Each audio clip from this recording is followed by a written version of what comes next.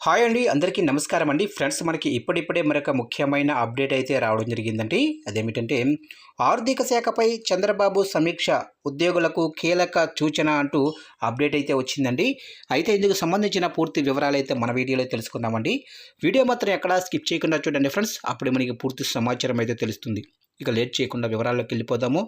ఇక ఆర్థిక శాఖపై చంద్రబాబు సమీక్ష, అధికారులకు కీలక సూచన. ఇక ఆర్థిక శాఖపై ముఖ్యమంత్రి చంద్రబాబు సమీక్ష నిర్వహించారు. ఆర్థిక సంవత్సరం ముగుస్తున్నందున రాష్ట్ర ఆర్థిక స్థితిగతులపై సంబంధిత అధికారులతో సీఎం చంద్రబాబు చర్చించారు.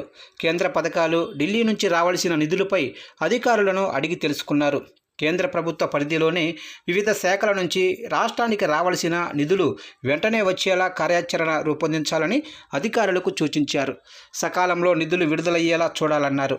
కేంద్ర పథకాలకు సంబంధించి 5 శాఖల నుంచి నిధులు రావాల్సి ఉందని ఈ సందర్భంగా అధికారులు సీఎం చంద్రబాబు దృష్టికి తీసుకువెళ్లారు.